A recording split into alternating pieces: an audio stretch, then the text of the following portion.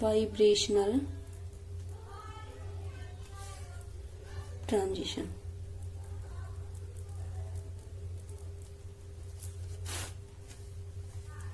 ठीक है, अब क्या करेंगे हम, वाइब्रेशनल रोटेशन की बात कर रहे हैं तो दोनों के सिलेक्शन रूल लगाएंगे। तो सिलेक्शन रूल क्या हो जाएंगे इसके लिए, सिलेक्शन रूल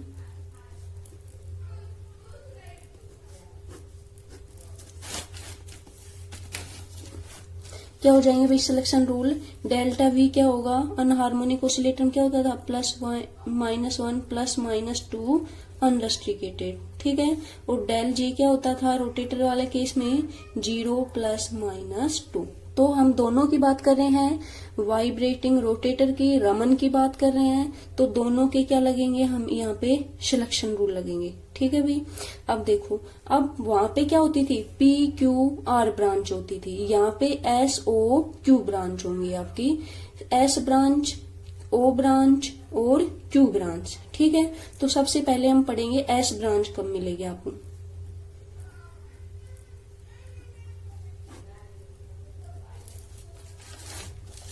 एस ब्रांच कब मिलेगी, जब आपका ट्रांजिशन होगा J' = J'+2, या देखो हम क्या कह सकते हैं, J' - J" क्या हो +2, या डेल J आपका क्या हो +2।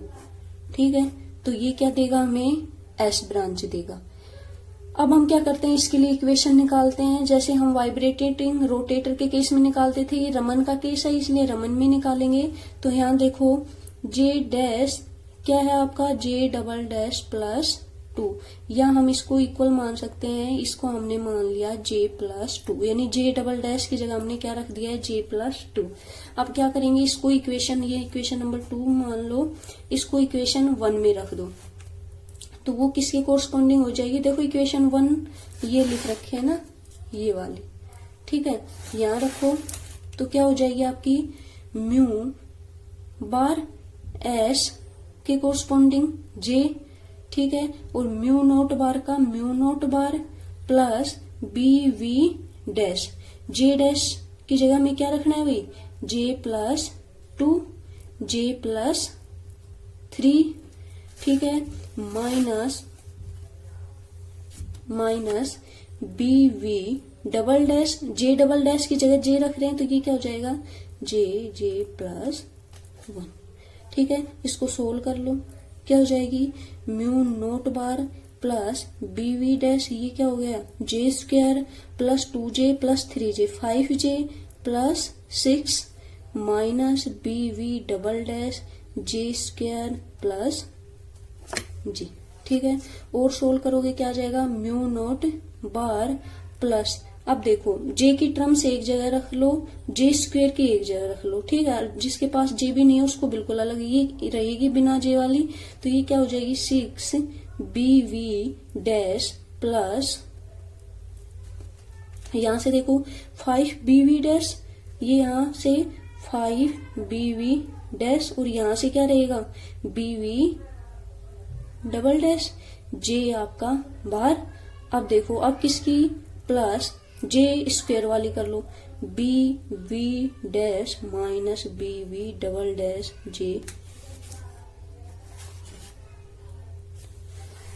J²।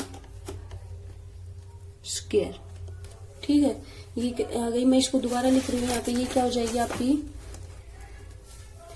Mu bar SJ = mu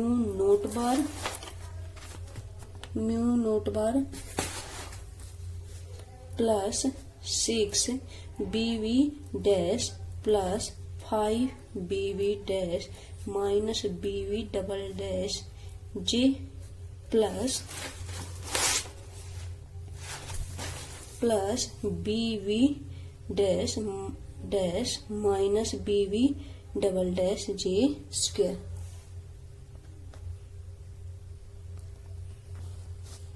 ठीक है भैया,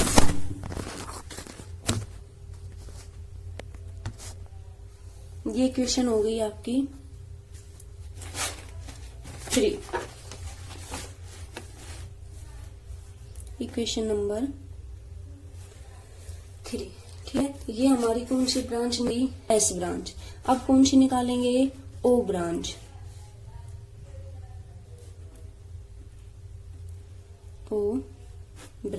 ओ ब्रांच किसके कोरस्पॉन्डिंग मिलेगी, सेम आपकी पी क्यू आर होती थी ना, ऐसे ही क्यू तो वो ही रहेगी, पी और क्यू चेंज हो गई एस और ओ में। ये कहां से कहां ट्रांजिशन होगा आपका, J dash equal to J double dash minus two, या क्या कह सकते हैं J dash minus J double dash क्या हो माइनस टू, या क्या कह सकते हैं डेल जे क्या हो माइनस टू। ठीक है, अब देखो अब क्या रखेंगे, वही सेम कंडीशन रखेंगे, जे डैश की जगह जे डबल डैश माइनस टू, इसकी जगह क्या रख सकते हैं जे माइनस टू, और इक्वेशन नंबर 1 में क्या कर देंगे, पुटअप कर देंगे, तो ये क्या हो जाएगी आपकी भाई म्यू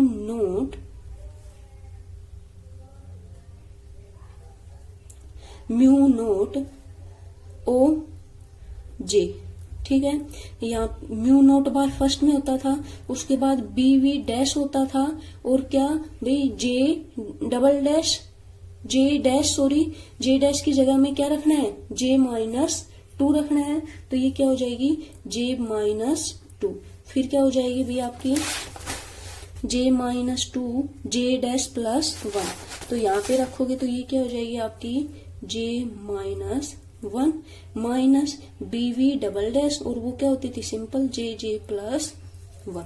ठीक है, इसको सोल्व करोगे तो क्या आ जाएगा, ओ J equal to mu naught bar two B V dash, यहाँ सोल्व कर लो, J square minus two J minus J plus two minus B V double dash J square plus J. ठीक है, mu naught bar J equal to mu naught bar plus, देखो J square की पहले without जे वाली लिख लो, यहाँ से क्या जाएगा plus two B V dash minus यहाँ से 2 3 हो जाएगा, ये 3 बी वी डैश, और यहाँ से हो जाएगा minus minus common plus B V double dash J plus B V dash minus B V double dash J square, equation number 4। ठीक है, ये कौन सी आ गई ओ ब्रांच। अब कौन सी ब्रांच निकालेंगे, क्यू ब्रांच।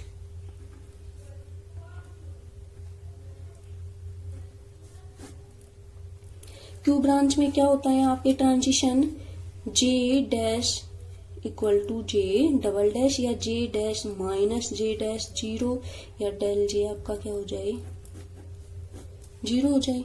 ठीक है, अब देखो इसके कोरस्पोंडिंग क्या रहेगा भाई, वैल्यू रखनी है J dash equal to J double dash, और इसकी जगह आप क्या रख लोगे जे, इक्वेशन नंबर 1 में रखोगे क्या हो जाएगी म्यू बार और क्यू जे। ठीक है, equal to mu naught bar तो रहेगा, उसके बाद क्या होता था आपका बी जे प्लस वन, तो B V dash J plus one, तो यहाँ क्या हो जाएगा जे बी वी डैश, अब आप वैल्यू रखोगे क्या रखना है हमें जे रखना है, तो ये हो जाएगा बी वी डैश जे, और जे डबल डैश की जगह में रखना है, तो ये क्या हो जाएगा जे माइनस वन, और ये क्या हो जाएगा आपका minus B V double dash J plus one. ठीक है भाई, वैल्यू रख दिया है J minus one minus B V double dash J plus one.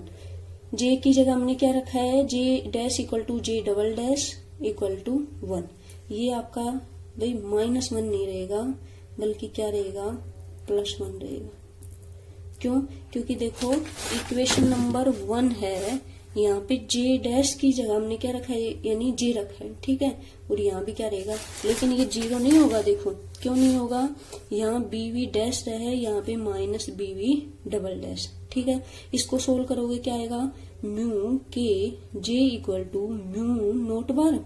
अब देखो पहले जे वाली देख लो, यहाँ से क्या हो जाएगा BV dash -BV double dash J plus आपका BV dash -BV double dash J square, ठीक है। और इक्वेशन नंबर 5, 3 इक्वेशन निकाल ली हमने यहाँ से।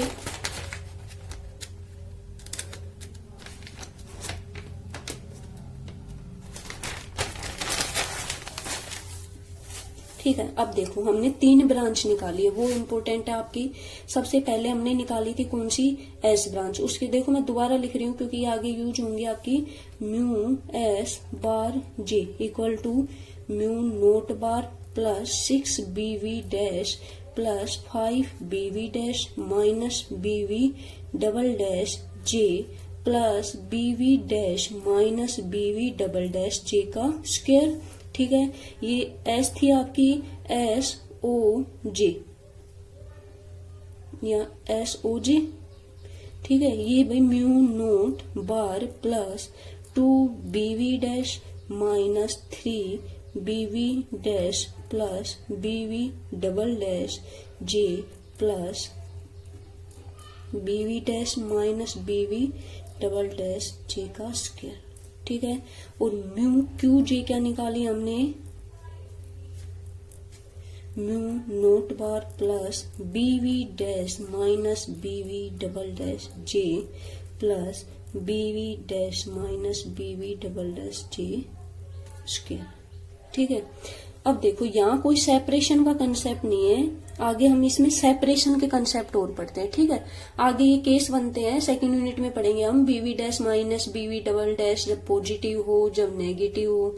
ठीक है, तो यहाँ पे जे, हाँ एक बात और ध्यान रखना भाई, ये बताना भूल गई, जे यहाँ से कहां से स्टार्ट होता है, 0 से, 0 1 2। ठीक है, यहाँ ओ वाले केस में कहां से स्टार्ट होता है, जे आपका देखो म्यू नोट बार जे क्या रखे हम, यहाँ जे आपका ओ वाले में होता है जे, यहाँ भी आपका 0 से होता है, 0 से नहीं होगा से, क्यों, क्योंकि ये आगे हम जब इसकी देखो स्पेक्ट्रम खींचूंगी मैं तब बताऊंगी। यहाँ जे, ये अभी तुम सीधा याद रखो, जे यहाँ से 2 3 4 ऐसे शुरू होता है। क्यों, देखो अगर मैं यहाँ 0 रख दूंगी ना तो सेपरेशन जब हम निकालेंगे इन लाइंस के बीच तो वो सही सेट नहीं होता है, इसलिए इसमें क्या हो जाती है, लाइंस मिसिंग दिखाएगा। अगर आप यहाँ 0 1 2 3 से रखोगे तो लाइंस यहाँ पे मिस हो जाती है। ठीक है, मिसिंग लाइंस, ये भी कंसेप्ट है। नेक्स्ट टॉपिक आपका है इंटेंसिटी अल्टरनेशन इन रमन स्पेक्ट्रम, तो उसमें ये कंसेप्ट आता है। ऐसा क्यों होता है, इसलिए ये आपका यहाँ से 2 से स्टार्ट होता है, इसका ध्यान रखना है। ठीक है, और यहाँ का आपका 0 से स्टार्ट होता है। ये आपने भाई समझ, ये पीछे जब हमने वाइब्रेटिंग रोटेटर पढ़ा था ना, वहां से ही आता है ये कंसेप्ट।